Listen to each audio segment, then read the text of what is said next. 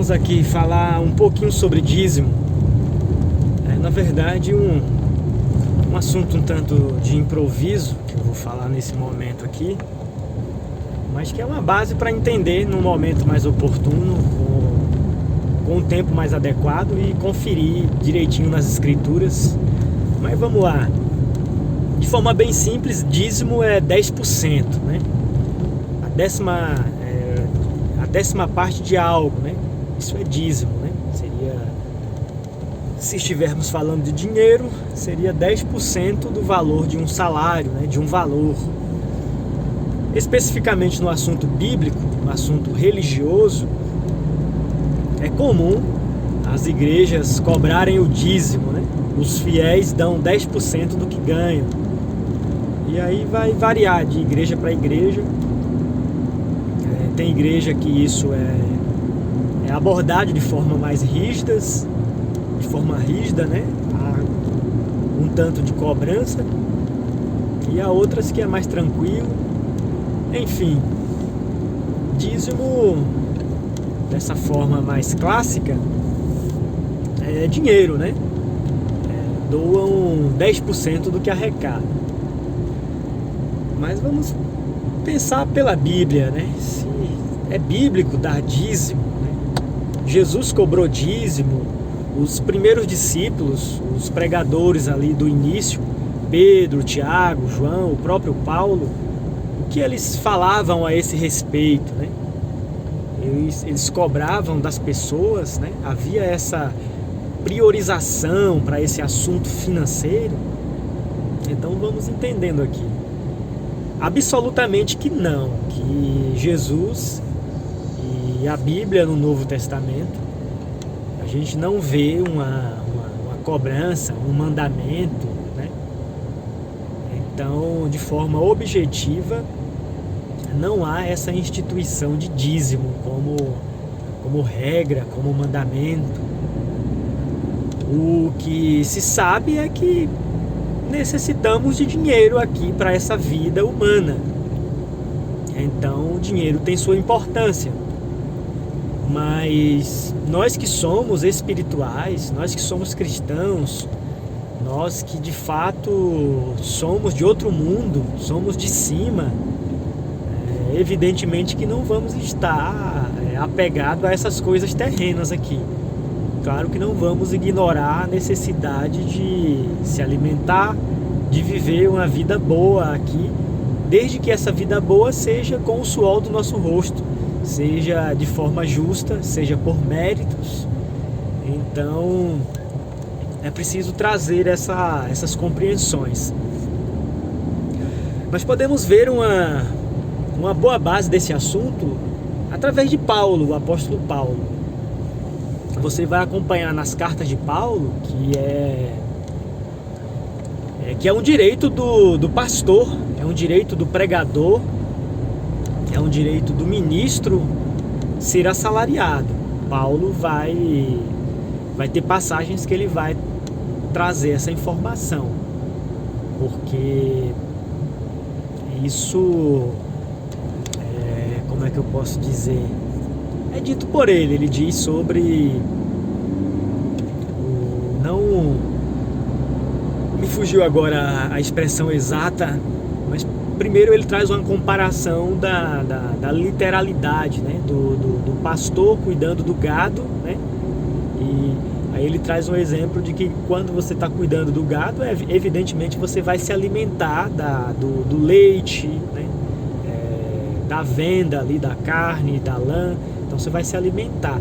Ele traz essa comparação no Velho Testamento, né? De uma forma literal, o pastor de ovelhas, o homem que cuida do gado, ele vai se alimentar do gado, é natural, é um direito dele.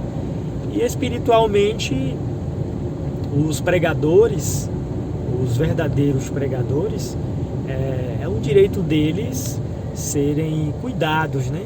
A visão do Novo Testamento é uma visão de amor e cuidado uns dos outros, né? Levar a cruz uns dos outros. Só que é importante deixar claro que isso não pode ser uma imposição e, ao mesmo tempo, um verdadeiro pregador vai seguir o que Paulo mesmo fala e viveu, né? Não somente falou, mas viveu.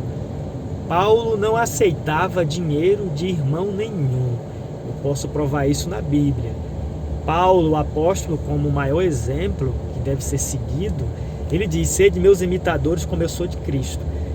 Ele afirma que é um direito do pregador, mas ele próprio se coloca como um exemplo em tudo. Então ele não aceitava um centavo de nenhum irmão. E ele dizia mais: para não ser pesado a ninguém, para dar o exemplo de ser um servo de Cristo, como servir a Cristo. Então, um exemplo em tudo. Esse é o papel de um verdadeiro pastor, de um verdadeiro pregador. Não aceitar dízimos e ofertas de seu ninguém, não sendo pesado. Todo dinheiro que entra na igreja tem que ser de forma voluntária, sem necessariamente uma imposição. E todo o dinheiro que entra na igreja é devolvido. Não da forma que isso se tornou um comércio disfarçado de fé, usando o nome de Deus para arrecadar dinheiro das pessoas. Então a igreja virou uma máfia. Então isso é uma denúncia que todo verdadeiro cristão deve fazer sem ter medo, porque está tudo na palavra. Lobos cruéis entrariam que não poupariam um rebanho. E o que é que eles fazem? É uma máfia de arrecadar dinheiro. E aí o pastor local pega a fatia e envia para a sede, e então eles vivem uma empresa, um sistema de arrecadar dinheiro usando o nome de Deus. Um verdadeiro pregador, ele vai explicar dessa forma. A colaboração não precisa ser rotulada como... Vamos pegar o exemplo do livro de Atos. Lá não é rotulado como dízimo. Lá fala que os que se convertiam doavam tudo.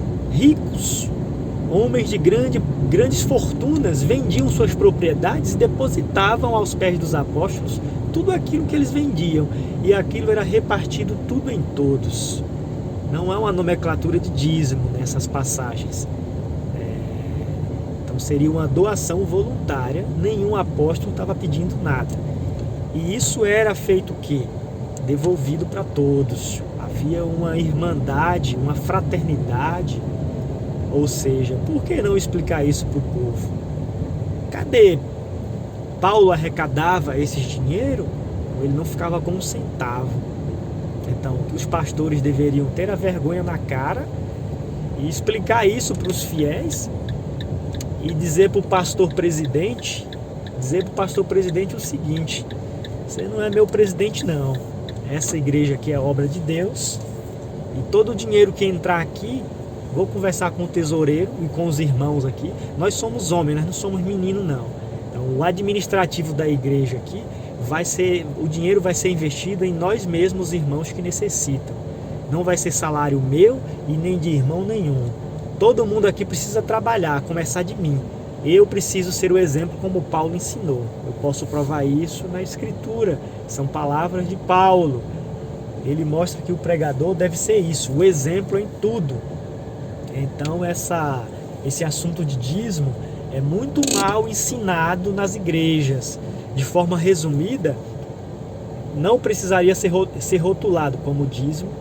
Não precisa ser um valor obrigatório, não, em hipótese alguma deve ser obrigatório, sempre é voluntário. Para começo de assunto, quem pode dar alguma coisa a Deus? Então, Deus é Deus. E o dízimo mais importante seria o tempo. As pessoas estão preocupadas em dar 10% do salário e às vezes não dá 10% do tempo, que seria ler a palavra, orar, buscar a Deus de verdade. Então as pessoas estão sempre fazendo coisas que não é o essencial.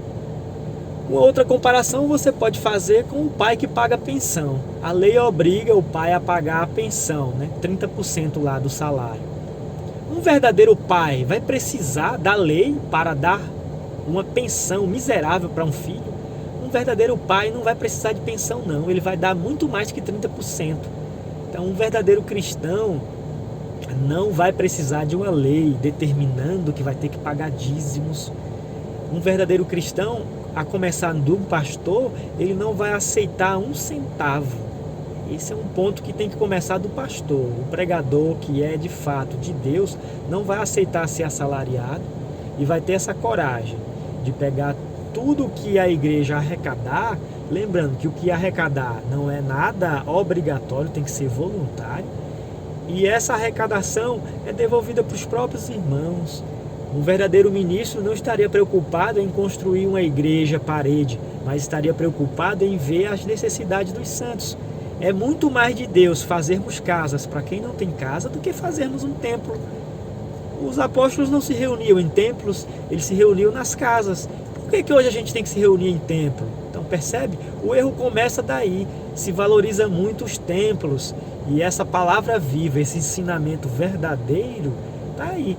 Não é ensinado lá dos púlpitos.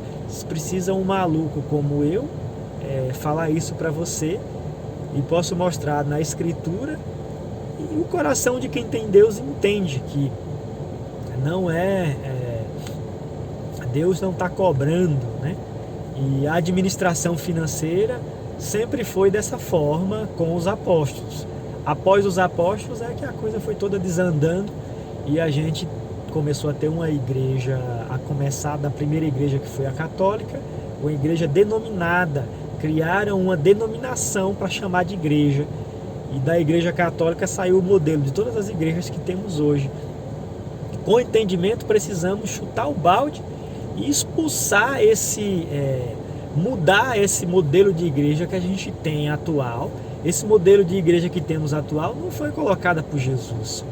Verdadeira igreja é uma reunião de pessoas livres e ministrando os assuntos.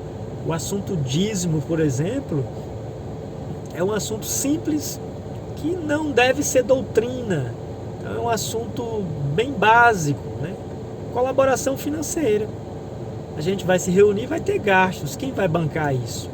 Para não ficar pesado só para uma pessoa, voluntariamente, quem pode, doa. Quem não pode, vai fazer o quê? Então, são falsos pregadores, falsos ministros que usam o nome de Deus para roubar. A Bíblia denuncia eles como ladrões e salteadores, transformando a casa do Pai num covil de ladrão e salteadores. O verdadeiro evangelho é de graça recebeste, de graça dai. Paulo não ficava com um centavo. Ele disse: as minhas mãos me basta para ganhar o meu sustento, para eu não ser pesado a irmão nenhum. Aquele que não trabalha também não coma. É isso que Paulo diz. Que Deus abençoe a sua vida, que essas simples palavras possam fazer sentido para você. Se você se interessou, pode entrar em contato comigo. Posso provar cada palavra dessa dentro da escritura, embora seja um assunto simples, mas a primeira coisa é fugir dessas gaiolas chamadas igrejas. Tenha absoluta certeza que Jesus não te chamou para uma prisão. Jesus, ele está nessa liberdade da fé, essa liberdade que Cristo nos chamou. A começar desse assunto financeiro. Balança uma nota de R$100 na cara de um pregador e vejam. Se ele for da terra, terreno, ele vai estar se apegando a isso. Se ele for do céu, ele vai te devolver. Ele vai ser um irmão, como diz a Bíblia, né? O Senhor é meu pastor e nada me faltará, né? Seja ovelha de um pastor desse, né? Um verdadeiro pastor é isso, um ministro que vive para o povo, um homem que trabalha, né? Com as suas mãos se sustenta, dá o exemplo em tudo. Isso é a característica de um verdadeiro pastor, a fé do qual imitai, né? Um exemplo em tudo. Que Deus abençoe a tua vida no nome de Jesus.